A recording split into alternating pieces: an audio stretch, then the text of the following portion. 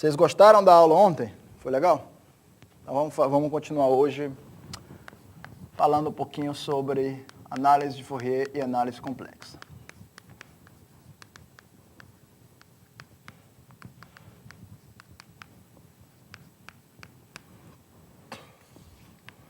Aula de número 12. E o título da aula de hoje é o Teorema de Plancherel-Polya. Vamos.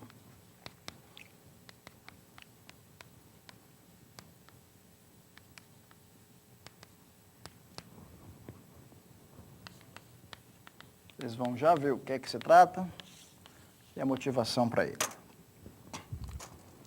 Então vamos revisar um pouquinho. Deixa eu começar revisando o que é que a gente fez ontem. Tá? Hoje eu tenho um objetivo muito ambicioso na aula. Tem 1h30, talvez demore um pouquinho mais, 1h40 hoje. Vou fazer vocês chorarem de emoção. Hoje, ao final da aula, se vocês não estiverem chorando de emoção, meu objetivo não foi cumprido, pelo que vocês vão ver hoje, uma matemática bonita. Né? Então, ontem a gente falou um pouquinho sobre os teoremas de Paley-Wiener. Né? Então, me lembrem o que é o teorema de Paley-Wiener. Vamos ver. O teorema de Paley-Wiener diz o seguinte, né? Se eu pegar uma função f, uma função inteira, de tipo exponencial, todo mundo lembra o que é tipo exponencial, 2π delta, e f pertence a L2 de R. Aqui, entenda-se que a restrição à reta real pertence a L2 de R, então são equivalentes, na verdade, deixa eu apagar isso daqui, seja f inteira, né? Se é de tipo exponencial 2π delta, é o que eu quero, né? Então, seja f inteira, com f pertencente a L2 de R. Então, são equivalentes as duas coisas aqui, né? Primeiro, é que a f tem tipo exponencial 2π delta, e a segunda coisa é que a transformada de Fourier de f, ou seja, o suporte de f chapéu, está contido no intervalo fechado menos delta delta. Esse é o teorema de Paley-Wiener. Transformada de Fourier com suporte compacto está relacionada com a função ter tipo exponencial 2π delta. Tá? Aqui, mais uma vez, a transformada de Fourier, entenda-se que a transformada de Fourier dá restrição de f ao eixo dos reais. Né? E tipo exponencial, né? Relembrando, f tem tipo exponencial 2π delta, se f de z é menor ou igual do que se epsilon é elevado a 2π delta mais epsilon módulo de z, né? Para qualquer z. Né? A do epsilon maior do que zero, existe c epsilon. Isso daqui. Esse teorema é muito bacana. Né? Ontem a gente não teve muita chance de explorar algumas implicações dele, mas hoje vamos ver aqui algumas implicações legais desse teorema, antes da gente começar a falar do teorema de Plancherel-Polya propriamente dito. Né? Primeiro de tudo, então vocês já viram que o suporte compacto está relacionado com a transformada de Fourier de tipo exponencial. Tá? Esse fator delta aqui, né, você poderia simplesmente trocar a sua função f por f de delta x e dilatar as coisas, dilatando isso daqui e o tipo exponencial à vontade. Tá? Então vamos, na discussão que se segue, vamos nos restringir ao delta igual a 1. Tá? Só para ficar claro, ou delta igual a meio, se você quiser. Tá? Então, deixa-me chamar esse espaço chamado espaço de Paley-Wiener. Vamos chamar esse Paley-Wiener space, né? Exatamente esse espaço aqui. Vou denotar PW de π. Tá? PW, Paley-Wiener space tipo π, é o espaço das funções f de c em c inteiras, né? Com f de tipo exponencial π, né? E f quadrado integrável. F pertence a L2 de R. Esse espaço aqui eu vou chamar o espaço Paley-Wiener de tipo π. São as funções inteiras de tipo exponencial π tais que a restrição a R está em L2. Nesse espaço aqui, eu vou botar uma norma. Eu vou dizer que a norma da função nesse espaço aqui vai ser a norma L2 da função, só que restrita a R. Observe que f é uma função inteira, mas eu estou dizendo que a norma, para medir a norma dela, eu só olho para a restrição dela ao eixo dos reais, e tirar a norma L2 dela na reta. Então a norma nesse espaço aqui vai ser, ou seja, a norma L2 de R dela clássica. Observe que, antes de mais nada, isso é uma norma. Isso é de fato. Isso é uma norma nesse espaço. Uma norma, você dilatar, o fator de dilatação sai, satisfaz a desigualdade triangular, né? E se a norma de uma função for zero, quer dizer que ela é zero no eixo dos reais, mas se uma função inteira é zero e tem um conjunto que tem pontos de acumulação, ela tem que ser zero no plano complexo inteiro. Então isso aqui de fato é uma norma. E a minha primeira afirmação é que, então a afirmação número 1 é que esse espaço, P Leviner de π, com essa norma aqui, na verdade é um espaço de Banach. Mais que isso, é um espaço de Hilbert.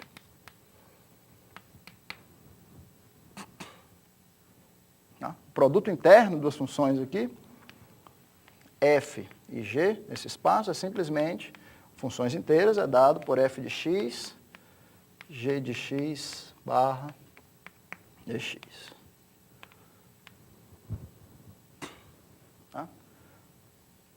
Então, está aqui o meu produto interno, isso aqui também, de fato, é o produto interno, satisfaz todas as propriedades dos produtos internos. Eu quero ver só que ele é um espaço completo, né? Então, de fato, por que ele é completo com essa norma? Então, a gente vai usar o teorema de Pelley-Wiener para ver que ele é completo. Ou seja, se Fj é uma sequência de Cauchy, né? Então, você tem que Fj menos Fm, nessa norma aqui, L2, né? Está indo para zero. Nessa norma aqui. Só que a norma desses caras é simplesmente L2 de R.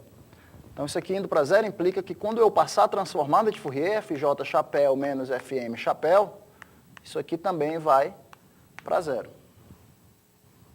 Né? Por Plancherel, é a mesma norma. Você pode botar a norma L2 aqui, se você quiser.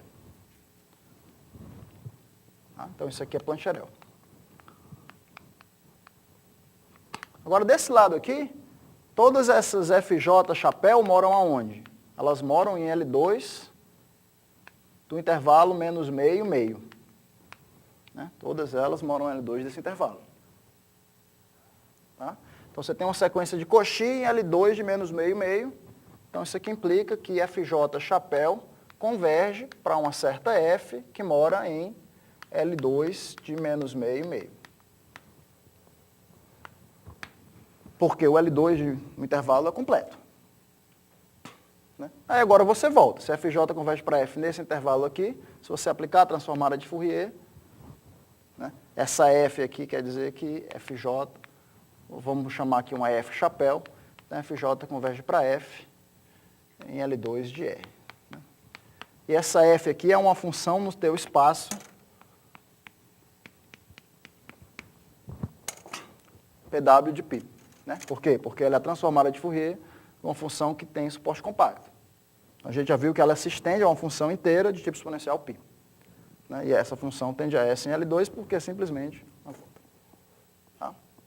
Então é isso que a gente usa para provar que ele é um espaço de Banach. A gente usou o teorema de Pelley-Wiener aqui. A gente não consegue, a princípio, garantir a existência do limite desse lado. O que a gente faz? Usa o teorema de Pelley-Wiener uma vez, passa para o lado transformada de Fourier de funções em intervalo compacto. Aqui é um L2 no intervalo, tem um limite, aí depois você volta para o seu espaço original, e usando aqui a volta do teorema de Pelley-Wiener. Tá legal? Então, esse cara é um espaço de Banach. Essa é a minha observação 1, um espaço de Hilbert. Minha observação 2 é que a gente pode dizer mais coisas ainda. Olha que identidade bacana. Por exemplo, se você pegar a integral de f de x ao quadrado, dx, que é a norma ao quadrado de uma função desse tipo, é igual, pelo teorema de Plancherel, à integral de sua transformada de Fourier. F chapéu de t quadrado dt. Tá? Só que essa integral aqui não mora no menos infinito a mais infinito, ela só mora no menos meio até meio. A transformada de Fourier é suportada no menos meio a meio aqui. Agora você pode olhar para f chapéu como uma função periódica, uma função que só existe no intervalo menos meio meio. Pode olhar para ela para uma função, isso aqui é sua f chapéu. Uma função no intervalo, um L2 de menos meio meio, tem uma série de Fourier. Se você olhar para a série de Fourier dela, então essa norma L2 dessa função desse intervalo é igual à soma dos quadrados dos coeficientes de Fourier. Agora, quem são os coeficientes de Fourier dessa função aqui?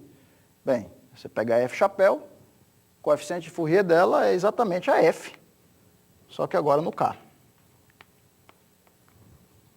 Então aqui soma sobre os inteiros. Então aqui primeiro você tem uma identidade não trivial para essas funções. Né? Toda função nesse espaço verifica essa identidade. Né? Que a norma L2 dela, a integral dela sobre todos os reais, né? Dá igual à soma dos valores dela nos inteiros. F de k quadrado. Essa primeira aqui é Plancherel. Plancherel agora em R, e aqui é o Plancherel para funções periódicas. Então, isso aqui duas aplicações do teorema de Plancherel, agora em versões um pouco diferentes.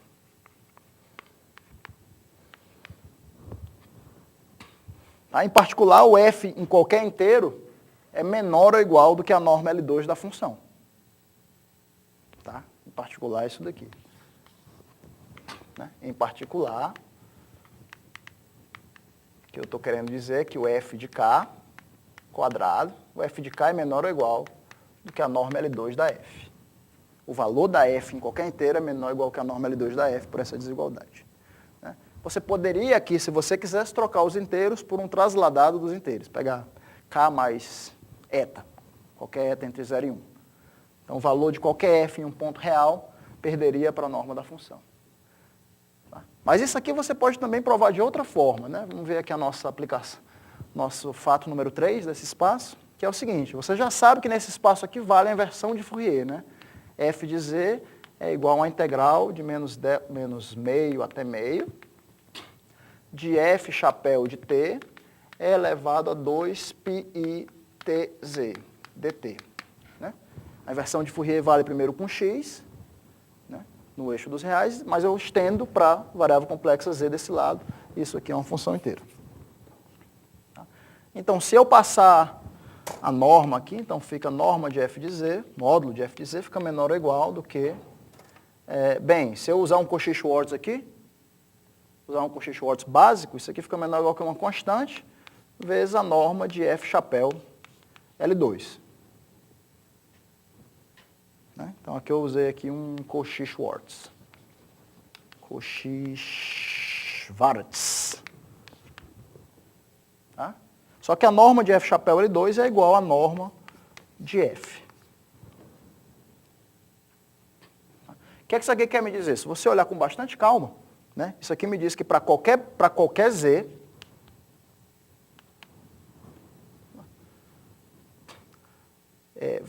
note até que essa constante aqui nem depende dos... ela pode depender do z, não tem problema não. Essa constante aqui, ela pode, a princípio, depender do z. Tá?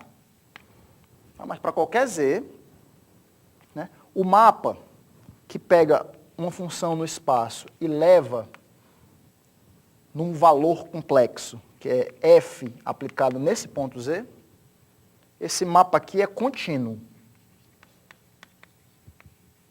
Contínuo no teu espaço. Tá? Isso aqui é um funcional linear contínuo. Né? Parei um z, dado z. Vou considerar o mapa que leva todas as minhas funções, uma função f no valor de f de z. Tá? Como o módulo de f de z é menor que uma constante vezes a norma da f, esse é um mapa contínuo, no sentido mesmo de análise funcional. Muito bem, o que é que isso me diz? Né? Você está num espaço de Hilbert e você tem um funcional linear contínuo.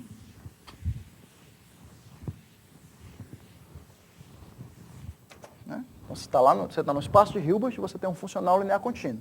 Qual o teorema que você evoca? Qual o teorema que você se lembra de análise funcional que te diz alguma coisa a respeito dessa situação? Como é que são os funcionais lineares em espaço de Hilbert? É o produto interno com outro cara do espaço. Né? Então, esse teorema é o teorema da representação de Riesz, para vocês não esquecerem.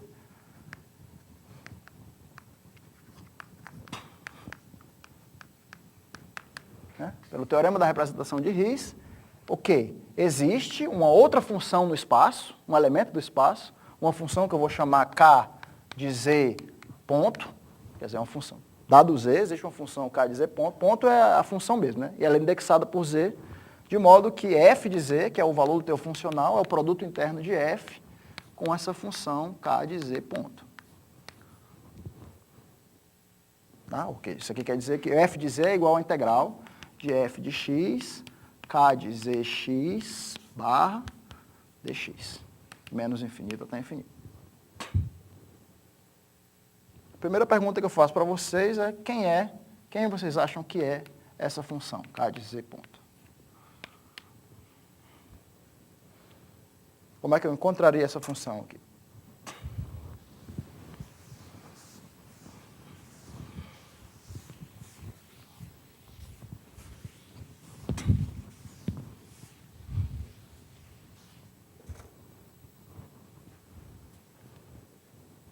Tem que ser uma função que está no espaço, né? Vamos ver quem é.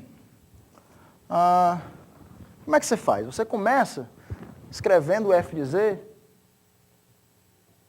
Vamos tentar encontrar esse cara aqui. Você começa escrevendo o F de Z pela expressão dele usando a transformada de Fourier. Né? Então, isso aqui é a integral de F chapéu de T é elevado a 2πi zt dt.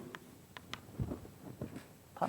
Essa integral ela vai de menos meio até meio, porque a transformada de Fourier vai de menos meio até meio.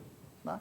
Aí ninguém se incomoda se eu botar a integral aqui de menos infinito até mais infinito e jogar aqui a função característica do conjunto menos meio, meio de t dt. Eu nem precisava jogar a função característica aqui, porque F chapéu já é suportado aqui, mas só pelo argumento aqui, vamos destacar que essa integral aqui só é suportada nesse conjunto. Veja bem, essa aqui eu tenho uma representação de F de Z como essa integral F chapéu vezes essa função. O que eu quero é representar F de Z como uma integral envolvendo F de X mesmo, e não F chapéu. Mas agora eu tenho uma fórmula que faz isso, né? A gente tem uma fórmula que faz isso, que é a fórmula de multiplicação. A gente tem uma fórmula que me diz que F chapéu G é a integral de F G chapéu, desde que eu esteja trabalhando com duas funções FG em L2. Se tiver duas funções FG em L2, isso aí está bem definido e vale a fórmula de multiplicação. Beleza, aí eu faço isso. Está aqui F chapéu e está aqui G. Aqui minha G. Então isso daqui é igual a integral de F de X, G chapéu de X dx.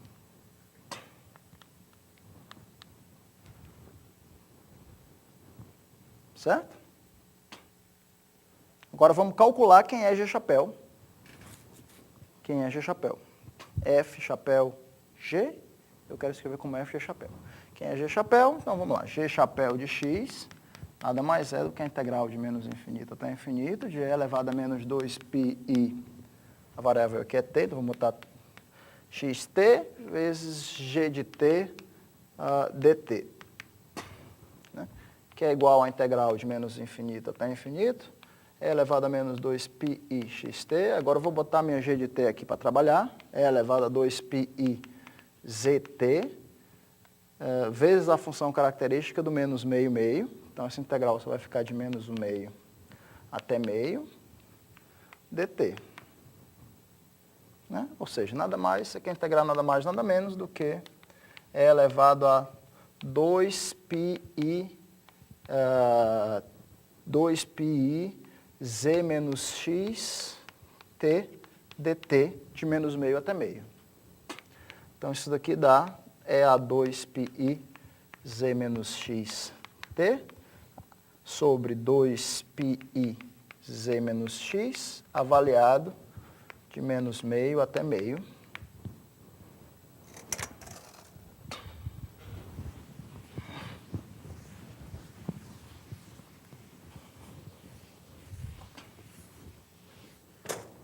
Isso daqui me dá o quê? Me dá, vamos lá, quando t é um meio, fica elevado a πi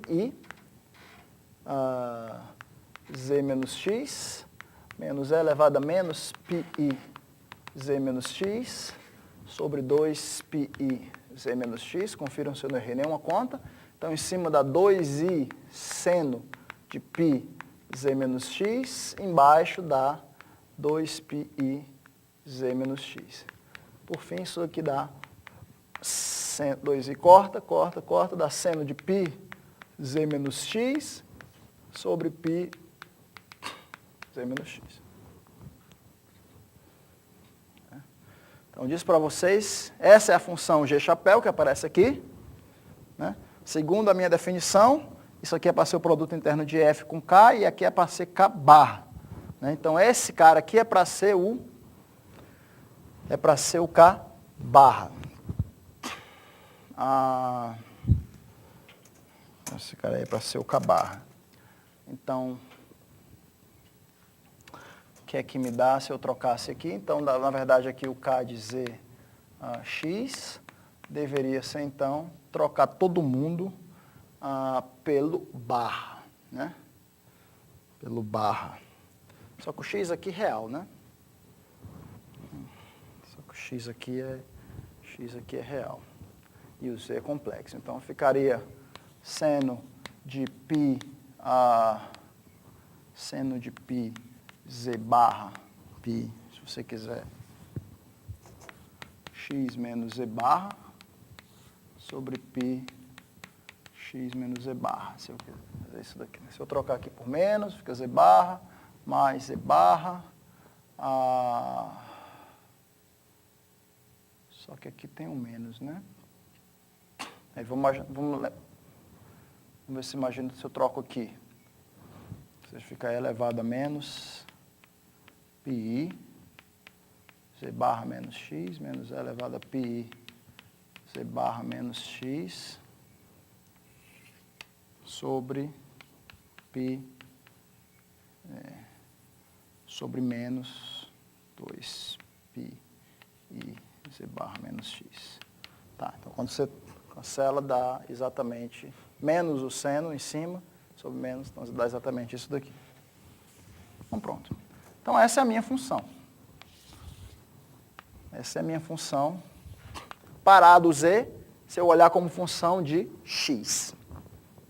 Se eu olhar como função de x, esse é o meu caso de x. Obviamente, você pode estender o x para um s, variável complexa, tá? Então, a minha função mesmo, né, é a minha função k de z w é a variável w, k de zw, que é seno de π w menos z barra sobre π w menos z barra. Essa é uma função aqui que pertence ao Peille-Wiener de tipo π.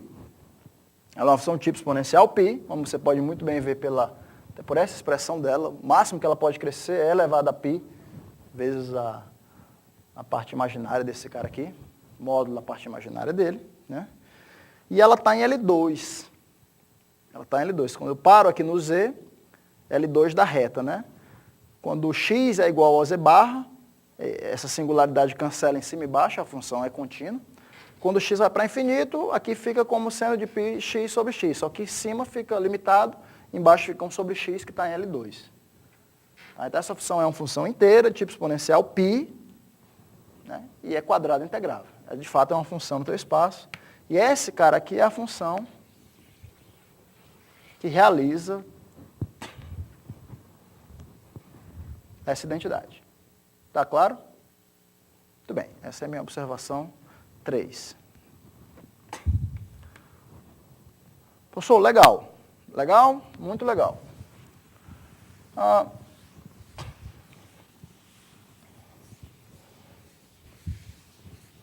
que mais que eu posso dizer sobre esse espaço aqui? Mas olha que interessante, né? Observação 4.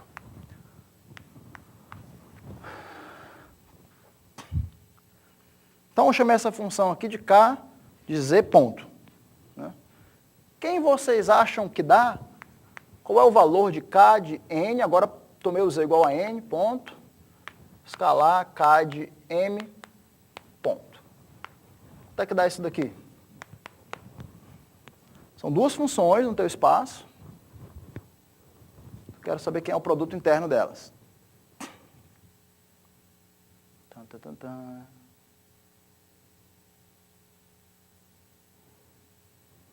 Esse é um chamado espaço de Hilbert, tá? Um espaço de Hilbert que tem a propriedade, como a propriedade que está escrita aqui, que os funcionais de avaliação são contínuos, é chamado um espaço. Então, se o funcional de avaliação é contínuo, existe, pelo teorema da representação de Riesz, esse núcleo K aqui, que é chamado núcleo reprodutor.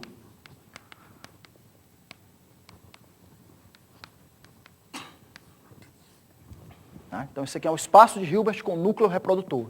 Ele reproduz a função. Toda vez que você quiser escrever o f de z, você pode escrever f como uma integral. Né? Então, isso aqui, de alguma maneira, tem uma certa analogia com uma fórmula integral de Cauchy, por exemplo. Né? A capacidade de você escrever uma função pontualmente como uma integral. Né? E pode trazer algumas propriedades de suavidade, como que você está vendo aqui. Né? Nesse caso aqui, se eu quisesse avaliar isso daqui, por exemplo, eu posso usar simplesmente a definição desse meu núcleo reprodutor. Né? Uma função escalar com o núcleo reprodutor é simplesmente esse valor aqui nessa função. Então, isso daqui é K de N, M. É só botar essa função aqui no lugar da F ali. Certo? Agora, quanto é que dá o K de N e M? Isso aqui dá, se o M for diferente de N, dá 0. Né? Se eu pegar dois inteiros, aqui são M e N inteiros, tá, gente? Se eu pegar dois inteiros, o seno de π vezes 1 inteiro dá 0, e embaixo dá o denominador diferente de 0. Se o n for igual ao m, você está na situação aqui, como você está avaliando o seno de x sobre x, quando x tende a 0, então isso aqui dá 1.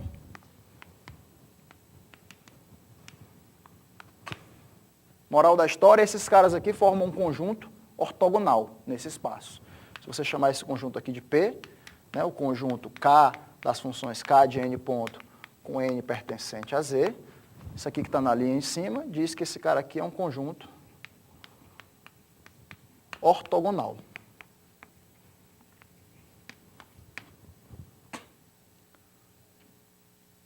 Mais ainda, eu afirmo para vocês que o span desse conjunto ortogonal, o span desse P aqui, o subespaço gerado por eles, é o espaço inteiro.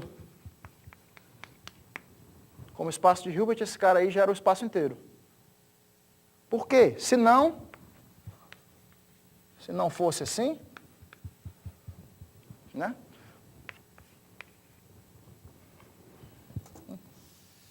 Desculpa, gera o espaço inteiro. De fato, se você quer provar que ele gera o espaço inteiro, você toma uma F que é perpendicular a todos os caras nesse conjunto.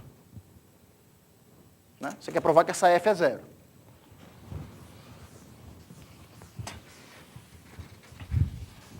Você quer provar que a F é 0, né?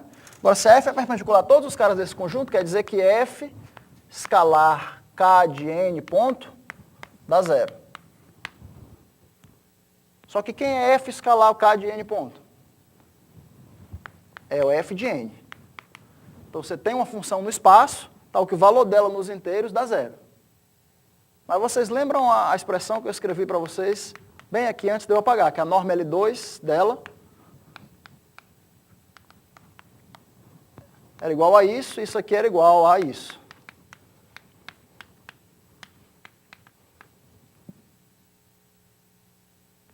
Estava bem aqui. Como todos esses caras são 0, isso aqui é 0. Tá? Moral da história, então, a tua função tem norma L2, 0, deveria ser identicamente nula. Então, não existe função no espaço que é ortogonal a todas essas, portanto, esse conjunto aqui, isso aqui é de fato um conjunto ortonormal, uma base ortonormal desse espaço de Hilbert. Tá? Ou seja, conclusão, 5, toda função f pode ser escrita como soma, né, de f escalar k de n ponto, vezes k de n ponto. A decomposição de f nessa base. O que quer dizer isso? F de z é igual a soma f escalar k de n ponto, nada mais é do que f de n. Né? E essa função aqui é o k de n ponto. K de nz.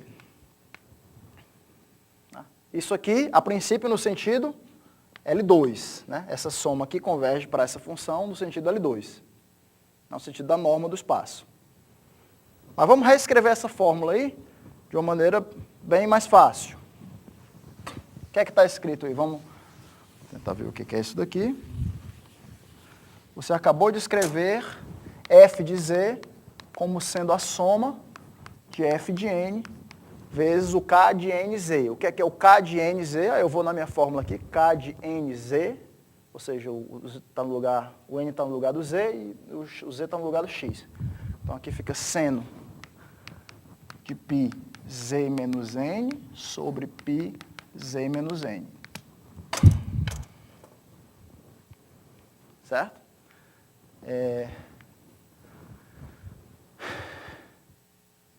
Na verdade, seno de πz menos n é essencialmente seno de πz, né? Então, isso aqui você pode reescrever como sendo, se você quiser, seno de πz sobre π, vezes a soma de f de n. Aí aqui dá menos 1 a n, né? Porque dependendo se o n for par ou ímpar, esse cara aqui vai ser seno de πz ou menos seno de πz. Menos 1 a n, f de n sobre z menos n. N inteiro.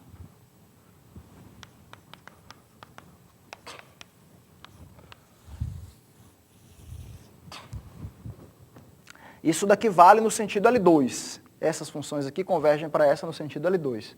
Mas eu afirmo para vocês que essa convergência não só é L2, como é uma convergência uniforme em compactos. Convergem uniformemente em compactos. Isso aqui são todas funções inteiras, tá? Seno de πzn, πzn. Tá? Se você truncar essa sequência aqui, eu afirmo que convergem compactos para essa função. Tá? Porque você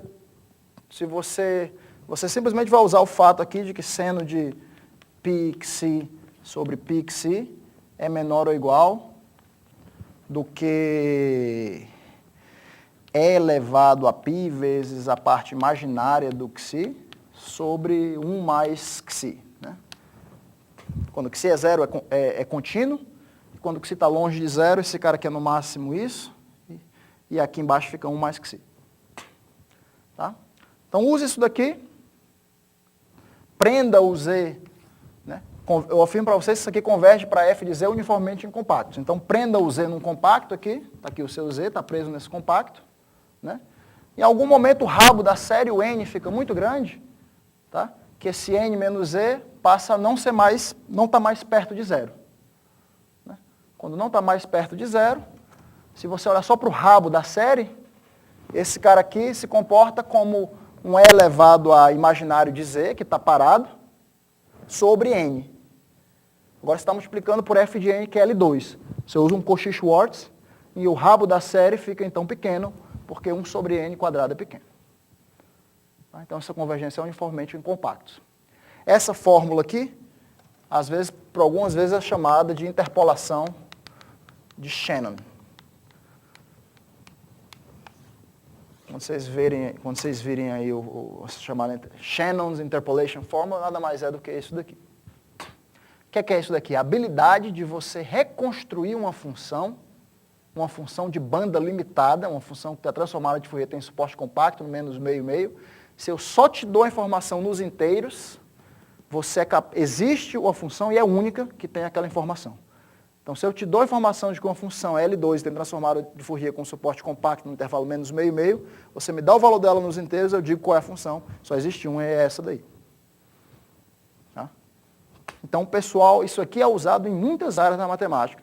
Análise de Fourier, approximation theory, mas principalmente nessa parte de processos, a parte de análise harmônica aplicada. Né? O Diego Nerhab aqui, que é o nosso professor aqui que trabalha com computação gráfica, ele usa isso aqui todo dia no processamento de imagens dele. Né? O fato de você receber os dados parciais e tentar reconstruir a imagem, tentar reconstruir a função. São fórmulas desse tipo que estão por trás. Muitas pessoas usam isso aí, mas não sabem de onde vem. Assim, né? E às vezes não estão nem interessados na matemática para provar isso daqui. Não, a fórmula vale é isso, blá. Né? Mas isso aqui é a prova, quer dizer, isso aqui é uma demonstração talvez a mais direta possível para você provar que essa fórmula vale. Né? De repente eu vou deixar na lista de exercícios para vocês como provar isso daqui sem usar nada do que eu falei, sem usar espaço Pelevina, sem usar nada. A partir simplesmente olhando para essa função, tentando provar que ela é igual a essa. Tá? Então isso aqui é só para dar um exemplo de algumas das poucas maravilhas que você pode fazer com o teorema de Pelevina. Né? Você vê que em meia hora aqui a gente fez toda essa teoria para você reconstruir funções, construir um certo espaço de Hilbert muito legal, né? Muito charmoso. Né? Mais um exemplo da mágica que a variável complexa traz para você. Né? A variável complexa é a mágica de você ter a informação de uma função num pequeno abertinho aqui e a função já está totalmente definida aqui. Vocês veem que tudo que a gente fez aqui foi em R, apesar do espaço ser de funções inteiras. Né? Então a informação sobre o eixo dos reais aqui te deu tudo que você precisa. Então, isso aqui acaba essa primeira. Isso aqui foi só uma introdução da aula de hoje. Prelúdio. Estão tranquilos? Não estão chorando ainda, né? Daqui para o final da aula vocês vão chorar. Dúvidas? Não, né? Então vamos continuar.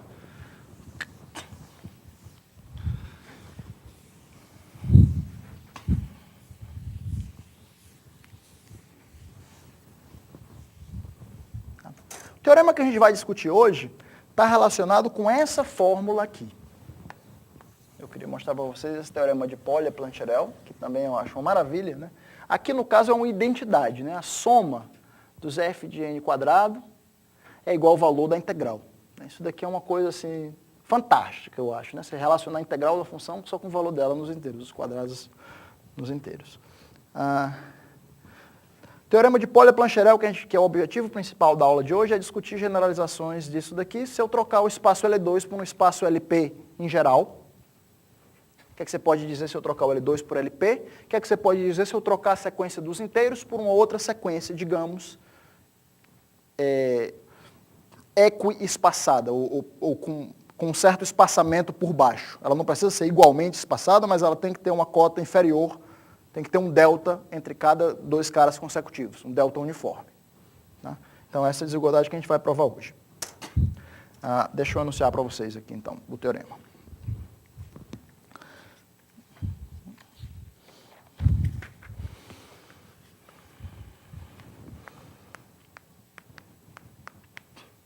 Teorema de Plancherel-Polya é o seguinte.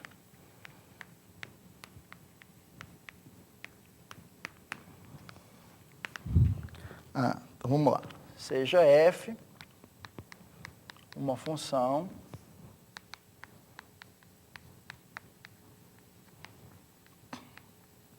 inteira de tipo exponencial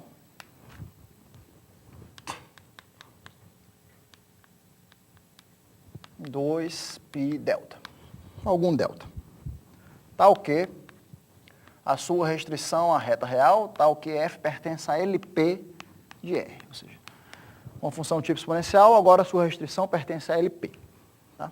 Não só mais L2, para algum, vamos botar aqui, para algum P, vamos botar entre 0 e infinito. Muito bem. Dado um delta maior do que 0, seja lambda m, com m inteiro, uma sequência com espaçamento delta. Ou seja, uma sequência tal que Vou botar aqui, lambda n menos lambda n é sempre maior ou igual que delta para quaisquer mn. Tá? Então, a sequência que quaisquer dois caras estão espaçados de pelo menos delta. Naquele caso ali, obviamente, o delta é 1. E a sequência é igualmente espaçada. Mas aqui ela não precisa ser igualmente espaçada. Basta que pode ter dois caras aqui, o outro aqui, não tem problema nenhum. Basta que exista um espaçamento delta em comum para qualquer par de termos. Então, a conclusão do teorema é o seguinte, é que a soma de f de lambda m elevado a p, soma sobre m, é menor ou igual do que uma constante vezes a norma LP da função original.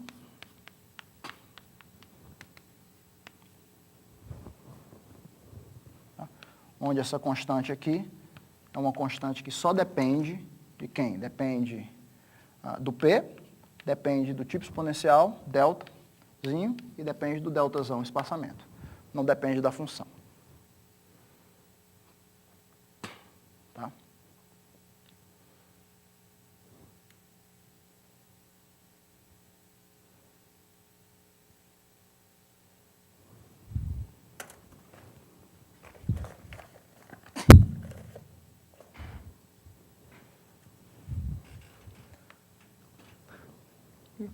Em particular, tem uma teoria que você pode fazer, do mesmo jeito que a gente fez aqui a teoria L2, tem uma teoria que você pode fazer um certo espaço de Banach, agora com a norma LP.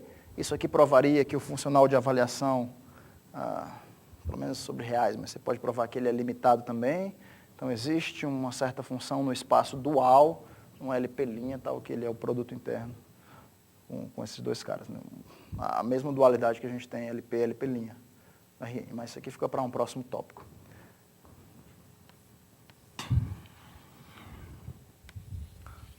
Então pronto, vamos discutir a prova desse cara, desse resultado.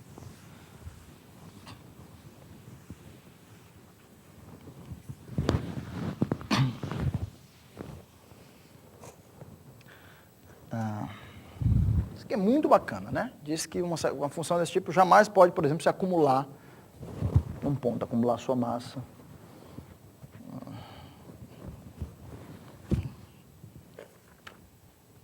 Perto de um único ponto.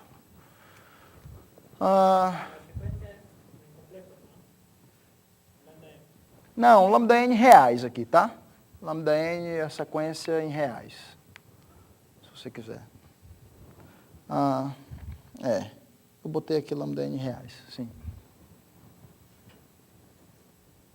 Botei lambda n reais.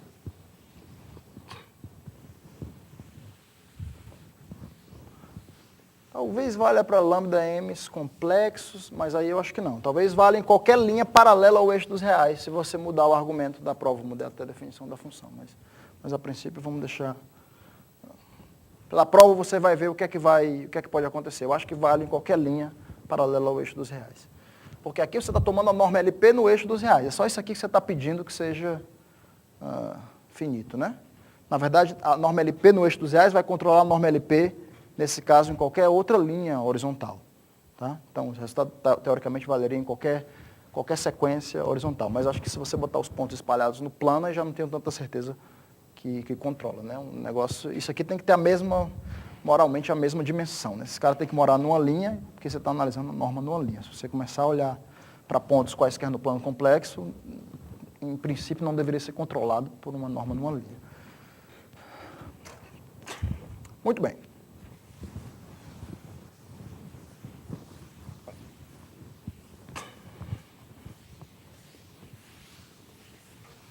A propósito, eu botei para vocês ontem à noite no site o material sobre interpolação. Não sei se vocês viram, tá? Está lá o material de interpolação para vocês darem uma olhada. Tem mais uma listinha de exercícios para vocês entregarem, mas aí eu fico para outra sexta, para vocês pensarem. Essa lista é um pouquinho maior. Fica para depois da prova. A próxima lista 4 de série de Fourier vocês entregam no dia da prova, tá legal? A prova é terça-feira, 5 da tarde. O pessoal que está fazendo aí nos outros estados vai fazer a prova terça-feira também. O horário a ser combinado com o professor local. Mas eu pedi para que tenha interseção não vazia com o horário de 5 às 8. Ou seja, pode começar 3, pode começar 4, pode começar 5, 6, 7 ou 8. Ou 2 horas, né? Muito bem. Como é que vocês acham que é a prova de um resultado desse? O que é que você acha, Anderson? Dê a sua opinião, meu. Como é que você começaria provando um negócio desse? E o que você acha, Andrés? O que é que você tentaria utilizar? Isso aqui vai ser bem bacana, vai ter várias coisas, e um pouco de análise, um pouco de equações diferenciais. Não equações diferenciais, mas essencialmente o princípio do máximo para funções subharmônicas. Tá? Então, a primeira coisa que eu quero convencer vocês, né, você começa anotando, eu vou botar aqui o setup da prova. Primeiro passo aqui é você observar que, na verdade, se você pegar qualquer função inteira e você olhar para a função z módulo de f de z, isso aqui é uma função subharmônica. Tá? Se f é inteira, a função que mapeia o z no módulo de f de z é uma função subharmônica. Na verdade, módulo de f de z elevado a p, isso aqui é uma função subharmônica. Para quem não lembra o que é uma função subharmônica, é simplesmente uma função tal que menos laplaciano de u é menor ou igual que zero. Tá? Se você olhar para essa sua função de duas variáveis, né? Você está olhando para o módulo de f de x e y. Tá? Isso aqui é a sua u de x e y. Tá? Você calcula o laplaciano dessa coisa aqui, vamos botar f aqui para ficar mais claro. Fzinho, né? Isso aqui é simplesmente a raiz quadrada de u quadrado mais v quadrado. Onde u é a parte real e v é a parte imaginária. Isso aqui é elevado a p. Então, isso aqui fica elevado a p. Você tira duas derivadas com respeito a x, tira duas derivadas com respeito a y, soma, usa as equações de Cauchy-Riemann e prova isso aqui. Tá? Então, isso aqui é uma conta, deixa para vocês fazerem em casa, como exercício. Aqui. Não vou nem botar na lista não, mas para vocês fazerem. Tá? Mas não tem mistério. É só escrever isso aqui como sendo o 2 mais V2 elevado a P sobre 2. Derivar, pum, P sobre 2 cai, derivar aqui dentro, fica 2U, UX. Aí você vai usar as equações de Cauchy-Riemann, né? Que o X é igual a VY, o Y é igual a menos VX. Vai trocar onde der, vai cancelar um bocado de coisa e o que sobrar vai ser negativo. Então, essa função aí é subharmônica. Então, se ela é subharmônica, o que acontece é que ela perde para a média em bolas, né? Então, a gente vai lembrar o fato de que funções subharmônicas perdem para a média. Tá? Então, a primeira coisa que eu vou dizer é o seguinte. Então, para um ponto, um lambda m, f de lambda m a p, isso aqui perde para quem? Vou pegar aqui uma bola de raio delta sobre 2, tá? E vou integrar nessa bola de raio delta sobre 2 ao redor desse ponto. Então, vou botar aqui f de lambda m mais x mais yi, dx, dy. Estou integrando aqui, peguei o meu pontinho lambda m, peguei uma bola de raio delta sobre 2 ao redor dele. Então, isso aqui é a integral dupla, dx, dy. Agora, a integral nessa bola, eu vou usar aqui o brilhante fato geométrico, né? Coisa loucura de difícil, que a bola está contida num quadrado. Né? Então, essa integral aqui é menor ou igual, né? Desculpa, aqui é o módulo, né? Módulo de f a p. A fzinha é o módulo da fzão a p. Essa é a função que é subharmônica. Então, isso aqui é menor ou igual que 1 medida da bola de raio delta sobre 2, só que agora eu vou botar a integral de menos delta sobre 2 a delta sobre 2, integral de menos delta sobre 2 a delta sobre 2, que é exatamente o quadrado, né? De quem? De f de lambda m mais x mais y, ap dx dy. Tá? Esse passo aqui é simplesmente porque a bola de raio R está contida no quadrado. O que é que eu faço agora? Agora eu somo sobre os lambda m's. Na verdade, eu fiz a figurinha errada aqui, porque o lambda m era para estar no eixo dos reais, né? Então, deixa eu fazer a figurinha de novo. Está aqui o lambda m, Está aqui a bolinha, está aqui o quadrado.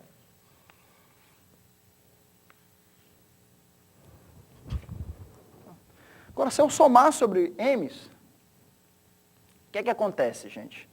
Como os meus lambda m estão espaçados por delta, e eu botei aqui a distância delta sobre 2 para frente e para trás, né? Esses quadrados eles não vão se intersectar. Eles podem até se tocar, mas se intersectar com interseção não trivial, eles não vão se intersectar. Tá? Porque aqui é quadrado de lado delta, ou seja, centro e vamos dizer, raio delta sobre 2, né? E a distância entre dois pontos aqui é delta. Então, os quadrados não se intersectam e essa soma, então, perde para quem? Ela perde para a integral, ela perde, vou repetir esse m, da bola, delta sobre 2.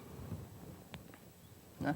A integral em y eu vou deixar como está, só que a integral em x eu vou trocar pela integral inteira, de menos infinito a mais infinito. Então, aqui fica f de x mais iy, se você quiser, ap dx dy. Tá? A integral em y vai, ou seja, o que eu estou querendo dizer é que essa integral, a soma de todos esses quadrados está contido nessa faixa vertical aqui. É menor do que a integral em toda essa faixa vertical. A integral de menos infinito a mais infinito em x e em y de menos delta sobre 2 a mais delta sobre 2. Tá claro?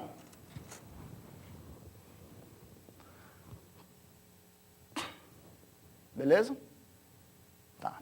Então, o que a gente vai provar agora, provaremos que a integral de menos infinito até infinito de f de x mais iy módulo elevado a p dx, isso aqui perde para e elevado a 2π delta p módulo de y vezes a integral de menos infinito a infinito f de x a p dx. Só ver se é isso mesmo. Isso. Vou tentar provar isso daqui, que para qualquer y, vale isso. Como o meu y aqui está preso entre menos delta sobre 2 e delta sobre 2, esse cara aqui vai ser no máximo e elevado a π, 2π, deltazinho, p, deltazão sobre 2. Vezes um valor comum. Tá? Só que aí você integra de menos delta sobre 2 e divide por esse cara de delta. E aí te dá mais alguma constante dependendo de delta. E então com isso daqui a gente vai ter o resultado. Essa constante C dependendo de P, deltazinho e deltazão. Tá legal? Tá claro que isso daqui vai implicar o resultado. Tá? Então pronto. E isso implica o resultado. Uma vez que o nosso y aqui está preso entre menos delta sobre 2 e delta sobre 2. Tá? Então,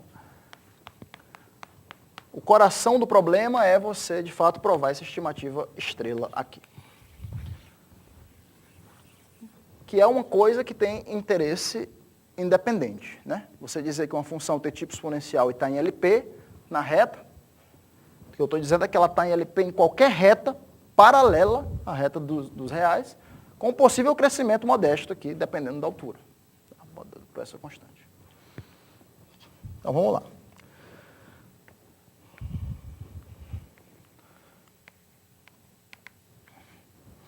Esse fato aqui vai ser um pouquinho... Vai ser a união de várias coisas simples juntas. Né? Então, vamos fazer aqui alguns... Vou fazer aqui um trio de lemas, para a gente provar isso daí. A gente tem meia hora, a gente consegue acabar. Pelo menos antes do futebol, para vocês irem tranquilo, para vocês não perderem. O cara vem até de camisa de time e tal, bonito. Então, vamos lá. Vamos lá. Então, vamos parte 3 aqui da aula, os lemas auxiliares que eu vou precisar.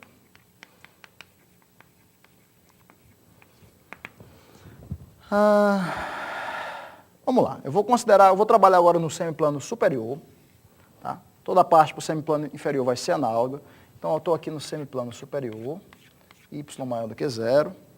Então, seja g uma função analítica no semiplano superior, em y maior que zero, tá? Que é contínua até a reta y igual a zero. Então, função analítica no y maior que zero, que é contínua até o eixo dos reais. Tá? Muito bem. Seja A um número positivo, tá? E considere a seguinte função. Vou botar aqui psi de z, vai ser a integral de menos a até a, de g de z mais s, a p ds. Tá? Onde essa integral de menos a até a quer dizer que eu estou integrando, né, o caminho de integração.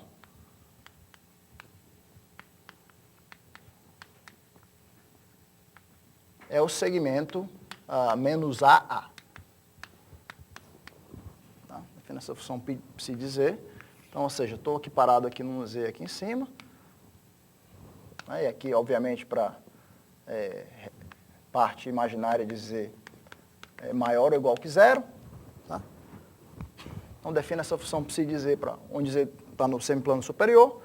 Você pega no ponto z, você traça um segmento aqui de tamanho menos a até a e integra aqui, nessa linha. Chama essa função psi de z.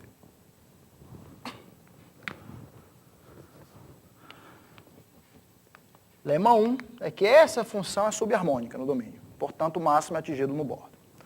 Então, vamos ver. Seja D um domínio limitado.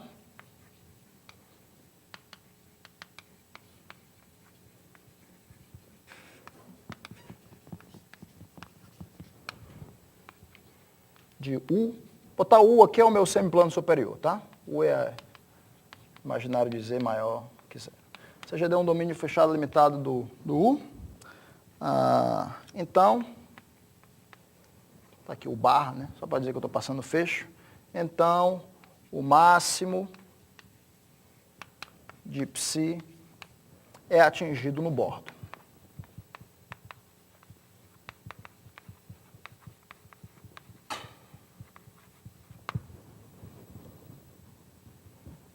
O máximo dessa função psi é atingido no bordo.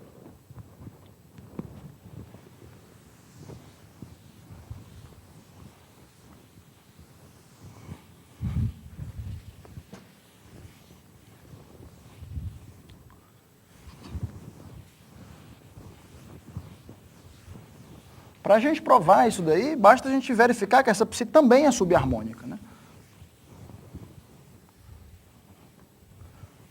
O módulo de g elevado a p é uma função subharmônica. Então, eu quero provar que a psi é subharmônica, você está integrando num certo compacto, só trasladando ali para dentro, então é de se esperar que ela seja subharmônica. Então, vamos provar isso daí. Prova. De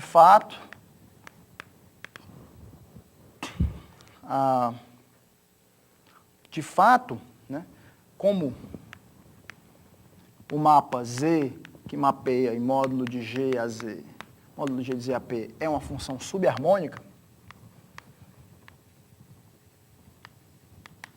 no semiplano superior, tá? O que é que quer dizer isso, gente? Subharmônica tem várias caracterizações equivalentes, certo? Subharmônica você pode, eu defino como subharmônica o quê? Uma função tal que ela é contínua, digamos assim, e perde para a média. Ela perde para a média. Né? Observe que essa psi aqui, se a G é analítica e contínua até o bordo, essa psi aqui é contínua, tá? Então, essa função aqui, ela é contínua. Ela já nasce contínua. Subharmônica, para mim, quer dizer, vou só escrever aqui, que é uma função subharmônica, ela é contínua e perde para a média. Só a média em bolas ou em círculos, tanto faz. Tá? Se ela perde para médias em círculos, você integra e ela perde para médias em bolas. Tem um argumento para ir, sinal contrário também.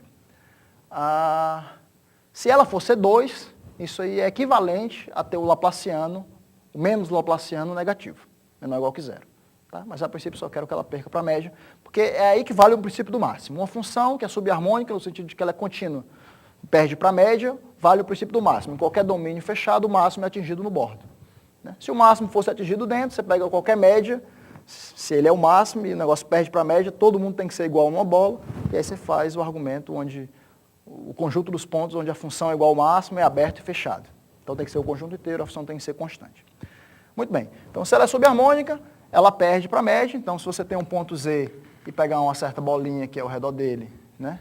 O G de Z elevado a P perde para a integral, vamos botar aqui no bordo, da bola de raio R, e dividir por essa 2πr, que é o perímetro da bola. Você botar aqui G de Z mais R elevado a I θ a P de θ. Aqui eu já, tudo bem, eu já passei aqui para coordenadas polares, então eu vou dividir 1 sobre 2π e vou integrar de 0 a 2π. Pronto, isso aqui é a integral nesse círculo, raio R, e aqui estou dividindo por 1 sobre 2π, que é a média. Agora estou parametrizando pelo ângulo. Tá? Então isso daqui vale. Tá? E aí você quer olhar a mesma propriedade para ψ de Z. Então ψ de Z é, a princípio é o quê? A integral de menos A até A de ψ de G de Z mais S elevado a P ds. Tá? Bem, eu tenho que ter bolas que estejam totalmente contidas no meu domínio. Tá? Mas se o raio R é admissível para o Z, né? Se eu pegar qualquer transladado para a direita ou para a esquerda, ao longo do eixo horizontal, essa bola de raio R também vai ser admissível para esse ponto aqui, não tem problema nenhum. Né? Então isso daqui é menor ou igual, integral de menos A até A. Esse cara aqui é menor ou igual que 1 sobre 2π, aí eu boto essa expressão aqui. 0 a 2π de quem? De G de Z mais S mais R a I θ a P de θ. E depois tem o ds. Né? Agora você usa Fubini, duas integrações em compactos. Isso aqui é menor ou igual que 1 sobre 2π, integral de 0 até 2π. Só que a integral de menos A até A desse cara aqui é quem? Por definição, é o ψ de Z mais R a I θ. Tá? Ou seja, a ψ de Z perde para a integral da ψ em um círculo, então ela perde para a média. Tá? Ela é subharmônica e o resultado segue do princípio do máximo.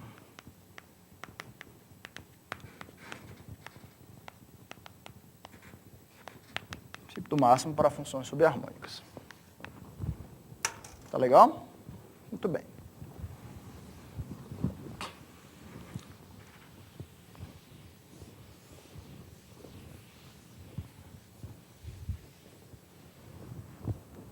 Muito bem, esse foi o primeiro lema. O segundo resultado que eu preciso é o seguinte. Lema 2. Sejam, primeiro, mzão o sup de ψ de x quando x é real e nzão o sup de ψ de y quando y é real. Ou seja, estou pegando o sup dessa função ψ, que só está definida no semiplano superior, incluindo a reta aqui. Estou pegando o sup sobre esse eixo e sobre esse eixo aqui. Tá? Então, chamei aqui o sup de m, chamei o sup aqui de m. O sup aqui é sobre y maior ou igual que zero. Suponha que m e n sejam finitos. Aqui, a princípio, aqui eu ainda não sei se eles são. Mas suponha que eles sejam finitos. Tá? E que G tem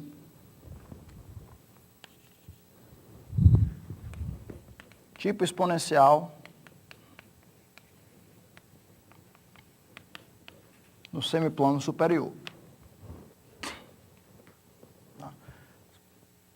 princípio, esse primeiro lema aqui vale para qualquer função analítica no semiplano superior contínuo até o bordo. Não fiz a hipótese de tipo exponencial, não. Agora, vamos lá, suponha que esses dois sups aqui, o sup sobre a reta real e o sup sobre esse eixo imaginário aqui, sejam finitos, e suponha que ela tem tipo exponencial no plano superior, então, vale que psi de z é menor ou igual do que o máximo entre m e n para qualquer z no semiplano superior fechado. O barra aqui é o conjunto do z pertencente aos complexos, tá? A parte imaginária de z é maior ou igual que zero.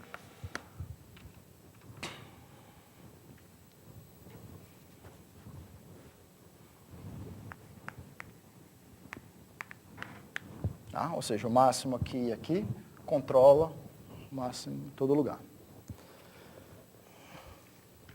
Aí, vamos lá. Para provar isso daqui, você observa o seguinte.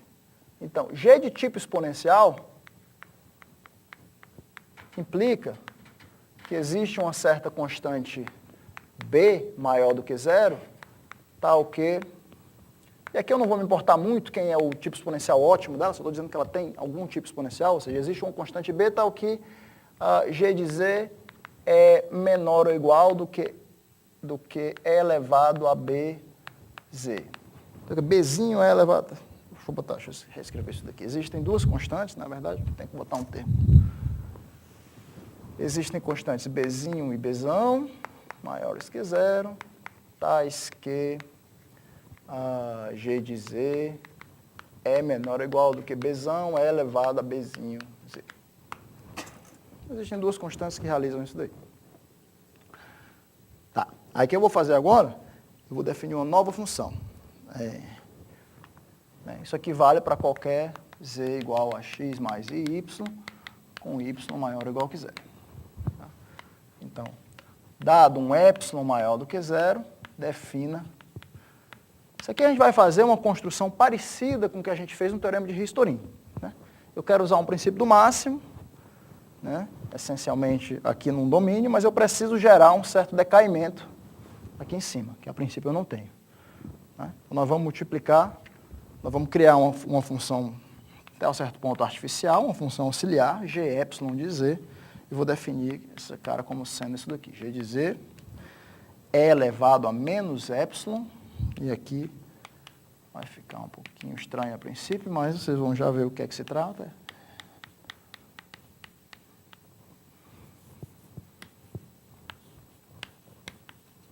Isso, e defina φ epsilon como sendo a integral de menos a até a da g epsilon, z mais s, elevado a p. Defina essa função g epsilon aí. Vamos já ver por que que isso daqui faz sentido.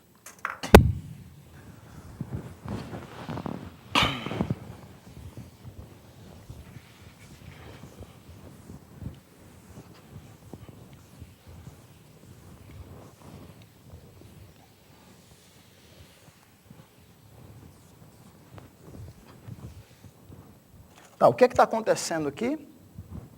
O que é que está acontecendo aqui? Eu estou pegando um certo número complexo, primeiro de tudo, tá? Estou pegando um certo número complexo e estou elevando a 3 meios. Então, isso aqui já envolve a escolha de um logaritmo e um ramo de logaritmo. Isso daqui, eu vou pegar, toda vez que eu escrever o z, x mais iy, toda vez que eu escrever o z, x mais iy, com x maior do que menos a, e y maior ou igual que zero, esse número aqui, z mais a vai cair nesse quadrante aqui. Tá? Vai cair por aqui. E aí você vai multiplicar por e elevado a menos π sobre 4.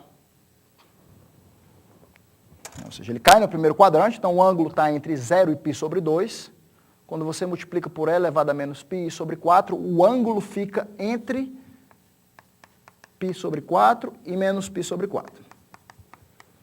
Tá? Então, para todo z com x maior que menos a, y maior do que zero, esse cara aqui cai no primeiro quadrante. Quando você multiplica por e elevado a menos π sobre 4, ele roda de π sobre 4 para a direita e cai nesse quadrante laranja aqui. E você escolhe esse 3 meios, esse ramo do logaritmo, para esse cara aqui ter, a raiz 3 meios dele, ter parte real positiva. Né? Aqui ele tem parte real positiva, eu quero que a raiz 3 meios dele tenha parte real positiva. Em outras palavras, o módulo elevado a 3 meios, e o ângulo eu divido por 2 entrando aqui, e depois multiplico por 3. Tá? Então esse é o ramo do logaritmo que eu escolho aqui. Então escolha o z mais alfa, escolha o ramo, de modo que a parte real de z mais a é elevado a menos π sobre 4 elevado a 3 meios seja positivo.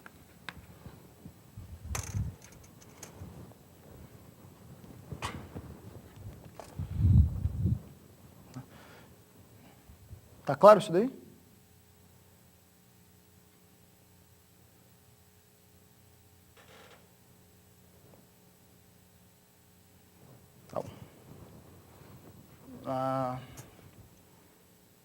Vamos ver.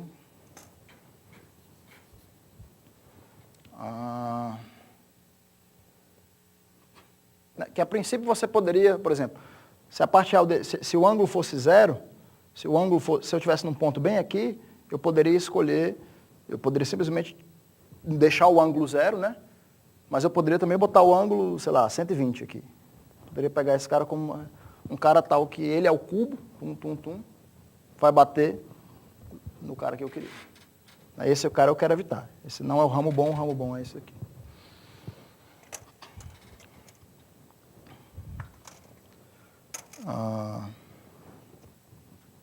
Não, é o contrário, né? Eu tenho que levar o cubo e tirar a raiz quadrada.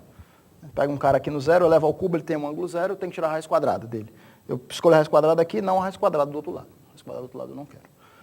Então esse é o ramo de logaritmo que eu pego. E como vocês bem viram, o que acontece o que acontece com essa parte real aqui, gente? Na verdade, o que acontece é que, observe que se o x for maior do que menos a e o y for maior ou igual que zero, o que acontece com o módulo de g de epsilon de z? Isso aqui é no máximo o módulo de g de z, vezes e elevado à parte real do topo, né? Então fica e elevado a menos epsilon. Agora, quem é a parte real disso daqui?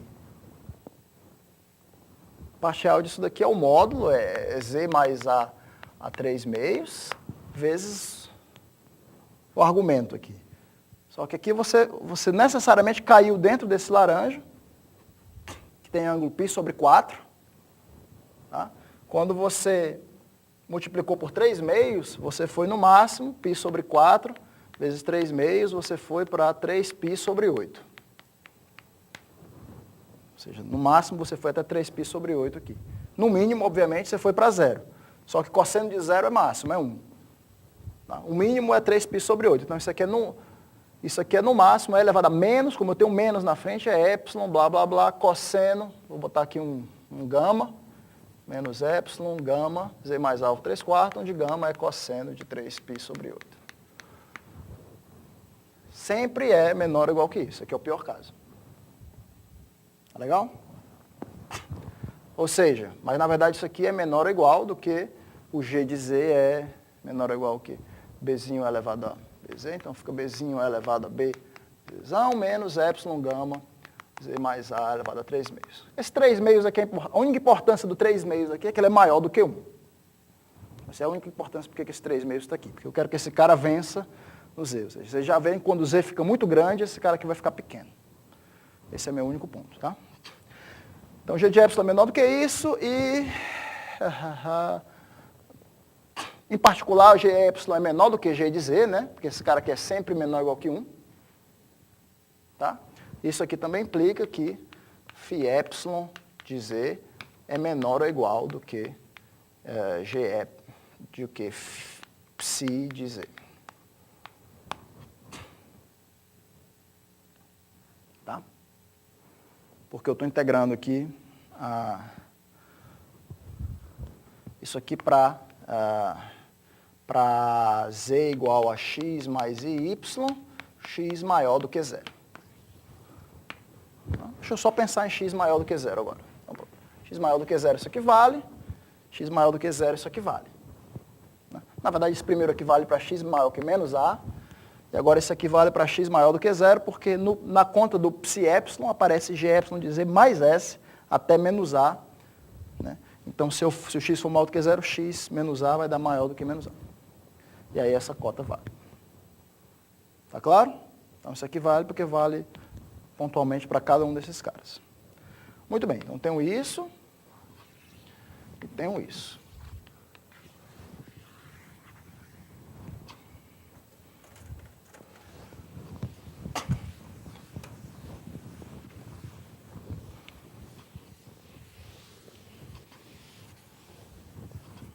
Do mesmo modo, do lema 1, né, eu tenho a minha função g epsilon, aplicando o lema 1, g epsilon AP é subharmônico, essa psi epsilon é subharmônica. Tá? Então, essa psi epsilon, pelo lema 1, essa psi epsilon é subharmônica. Então, o máximo é atingido no bordo. Só que agora o que eu vou fazer? O que eu faço agora é que eu pego um círculo, tomo um z, fixo um z, parei o z, então fixe z, e eu tomo um domínio desse jeito, muito grande, certo? Um raio aqui, tomo esse domínio aqui. Tá? Agora eu tomo um raio muito grande, de modo que a minha psi epsilon nesse cara aqui seja muito pequena. Tá? Então, posso tomar aqui de modo que psi epsilon de z seja muito pequena, menor ou igual do que eta, né? Se o módulo de z for r. Por quê? Porque esse cara aqui é que está ditando. Esse cara aqui vai ficar muito maior do que esse. Por mais que eu tenha epsilon e gama aqui bem pequenos, para um z suficientemente grande, esse cara aqui dá muito pequeno. Tá? E aqui eu estou integrando num compacto, menos a até a. Então, não vou estar mudando o módulo de z muito. Então, mesmo que eu integre aqui nesse compacto, eu vou continuar fazendo que essa integral fique pequena, do jeito que eu quero. Quão pequena? Bem, pequena para ficar menor do que m e n. Provavelmente eu deveria ter dito no começo que se o m for igual ao n for igual a zero, é trivial. Né? Se o m for zero, se o máximo dela nessa reta aqui for zero, então a função tem que ser identicamente nula e o resultado vale trivialmente. Tá? Então, assuma que m nem n são zero. Né? Portanto, eu posso escolher de modo que isso aqui fique menor ou igual do que o máximo de m e n. Só que, então, o máximo desse cara aqui não vai ser atingido no R, quer dizer, eu posso simplesmente dizer que, nesse caso, psi epsilon de z vai ser menor ou igual do que o máximo de mn. Do que o máximo aqui ou o máximo aqui. O z está parado. Provei que, então, psi epsilon de z é menor ou igual que isso. Agora eu faço o epsilon ir para zero. Quando eu faço o epsilon ir para zero, né, o meu g epsilon volta para o g e o meu psi epsilon do z volta para o psi. Então, isso aqui implica que o psi de z é menor ou igual.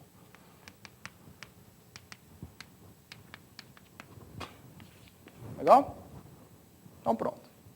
Botei o epsilon aí para poder gerar um decaimento. Os raios são muito grandes. Depois eu tiro o epsilon da jogada e volto para a minha função original.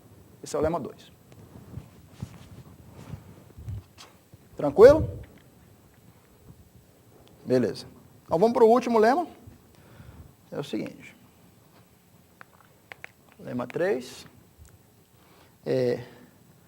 Nas mesmas hipóteses, não, uma suma. Então, estou aqui nas mesmas hipóteses do lema 2. Assuma também que vale o seguinte, que o limite de g de x mais i y, quando y vai para infinito, é igual a zero, uniformemente,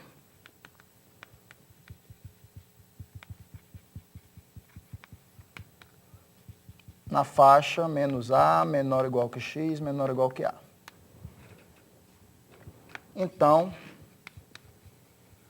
o n vai ser menor ou igual que m. E, portanto, você vai ter que o psi de z vai ser menor ou igual que m para qualquer z igual a x mais iy, com y maior ou igual que zero.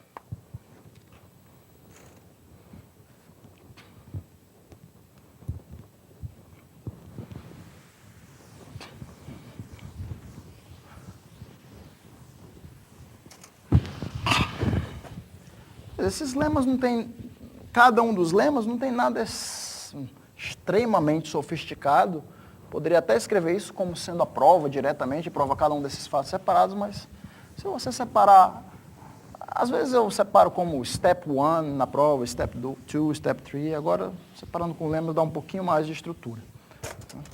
Esse lema 3 diz o seguinte, né? Se você assumir que a sua função, nas mesmas hipóteses do lema 2, você ainda assume que a tua função que o limite de g de x mais y vai para zero uniformemente nesse intervalo aqui, menos a, ou seja, vai uniformemente para zero quando você está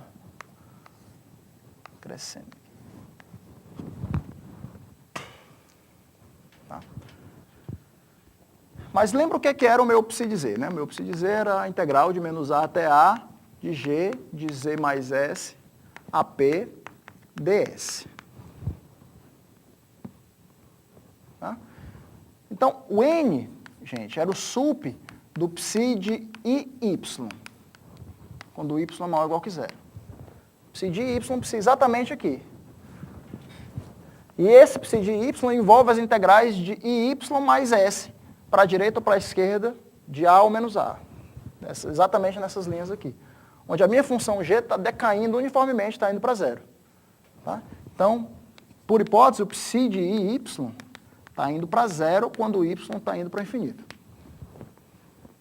Tá? Portanto, esse sup aqui é atingido. Isso aqui implica que n é atingido em algum y0. Se ele for zero, tudo é trivial. Se o n for zero, a função é identicamente nula, a g é identicamente nulo, o resultado vale. Tá? Esse é atingido em algum y0. Então, tem algum y0 aqui no meio que atingiu o n. Né? Se o y0 for zero, se o y0 for, na verdade, aqui, isso aqui implica que o n é menor ou igual que o m, né? Porque o sup é o psi de zero, que é menor ou igual do que o m, que é o sup sobre essa reta aqui. Tá? Primeira observação. Se o y0 for maior do que zero, se o n fosse maior do que m, se você estiver nessa situação onde o y0 é maior do que zero e o n fosse maior do que m, pelo lema 2, eu escrevi aqui, né? A função perde para o máximo de n e m. Então a função estaria perdendo todo mundo estaria perdendo para o psi de y0. O máximo dessa função, que é subharmônica, estaria sendo atingido no interior. Então a função teria que ser constante. Né? Então isso aqui, a função psi de z, que é subharmônica, teria máximo no interior e deveria ser constante. Deveria ser, portanto, constante, porque é subharmônica. Mas se ela for constante, ela está indo para zero quando o y está indo para infinito, então ela deveria ser constante igual a zero. Se ela é constante igual a zero, o resultado vale trivialmente. Então pronto. Então, isso aqui é a prova do lema 3. Tranquilo? Então agora a gente está pronto para concluir. Vamos agora à conclusão.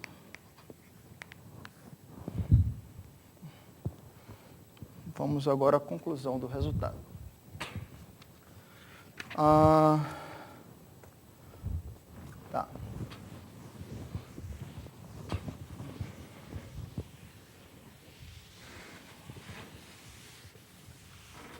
Eu vou usar esses lemas com a função g de z igual a f de z vezes, né? Eu vou estar me restringindo aqui ao semiplano superior. Para fazer para o semiplano inferior, eu deveria fazer todos esses lemas aqui para baixo. Mas no semiplano superior, eu vou considerar a função g de z, que é f de z elevado a, vamos botar aqui, i 2π delta mais epsilon z. Considera essa função aí.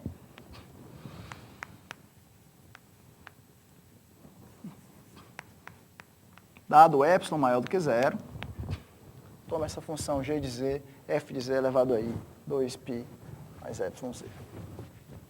Quero verificar que essa função satisfaz todas as hipóteses dos dois últimos lemas. Ou seja, essa é uma função que tem tipo exponencial. Por quê? Porque f tem tipo exponencial, essa função tem tipo exponencial. Não tem problema. No eixo dos reais, essa daqui essa aqui dá 1. No eixo dos reais, a minha g é igual a f. Né? Minha g é igual a f, qualquer integral. Então, o m é limitado. O m, que é a integral aqui sobre qualquer intervalo menos a, é limitado porque a norma LP da f inteira é limitado, de menos infinito até infinito. E o que acontece quando o z vai para infinito, no i y? O que acontece é que, dado esse epsilon, lembre-se que a f tem tipo exponencial 2π delta. Então, existe, né, uma constante, c epsilon, de modo que f de z é menor ou igual do que essa constante c epsilon elevado a 2π delta mais, digamos, epsilon sobre 2, módulo de z. Tá? Então, quando eu pegar o z igual a i y, essa minha função g de z aqui vai ser menor ou igual, em módulo, do que f, c epsilon elevado a 2π delta mais epsilon sobre 2 y. Só que essa outra parte, quando eu botar o z igual a y, fica menos 2π delta mais epsilon y. E esse pedaço negativo ganha desse. Aqui é epsilon sobre 2. Então, isso daqui vai para zero quando o y vai para infinito. Né? Portanto, satisfaz todas essas hipóteses dos meus lemas anteriores. E a minha função aqui, psi de z, né, que nada mais é do que a integral de menos a até a de g de z mais s a p.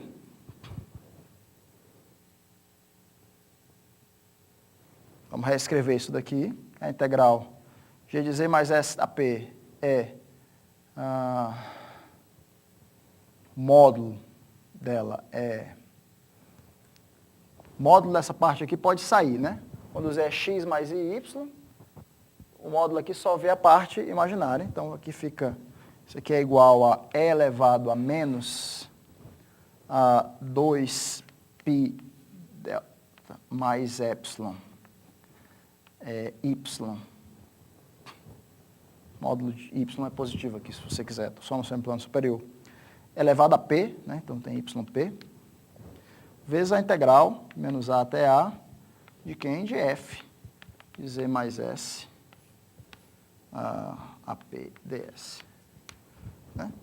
Lembre-se que esse psi de z aqui era menor ou igual, isso tudo era menor ou igual do que m. Pelo lema anterior. Agora, quem é que é o m?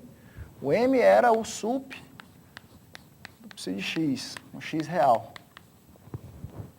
Ou seja, era o sup da integral de g de x mais s a p ds menos a até a.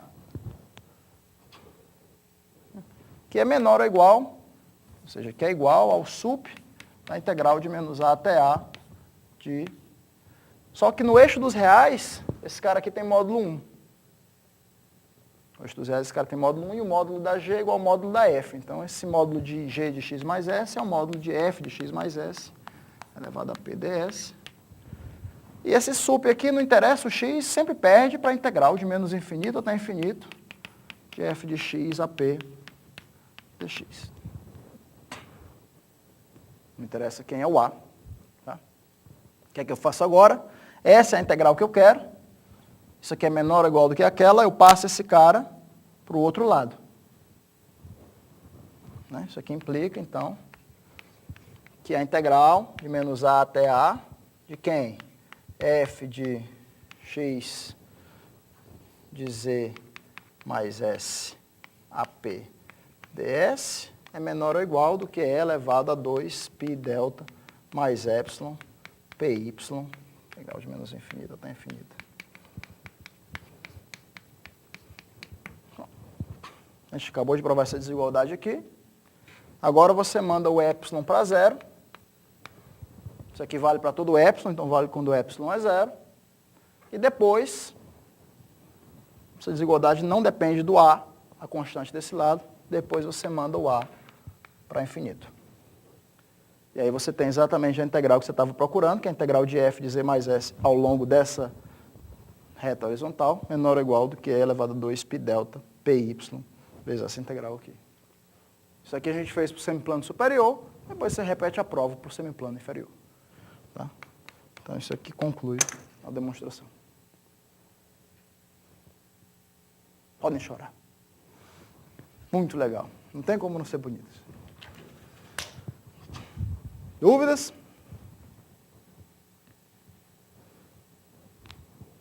Tá? Então esse é mais um exemplo de como essas técnicas de análise de Fourier e variável complexa se combinam para gerar resultados muito interessantes. Né? Vale a pena vocês verem essas provas uma vez na vida, mas mais importante do que isso, vocês conhecerem os resultados e saber utilizá-los quando for conveniente. Tá? Essas provas de variável complexa são muito bonitas. Gente, era mais ou menos isso que eu tinha planejado para vocês hoje. Tá? Agora vocês estudam em casa, tem o final de semana, tem os exercícios, tem as notas para lerem. Terça-feira vocês entregam a próxima lista. Terça-feira às 5 da tarde é a nossa primeira prova. Se preparem com bastante carinho. E na quinta de manhã começa o curso do IVIT às 11. Eu vou mandar depois um e-mail para todo mundo avisando.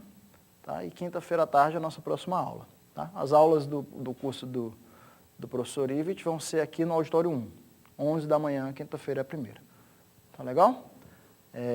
Pronto, o José vai ficar com vocês aqui na prova. Pode, né, José? 5 da tarde, 5 às 8. E pronto, tenham um bom final de semana, bom futebol. Não se machuquem, tenham cuidado. A gente se vê na semana que vem. Valeu, Anderson.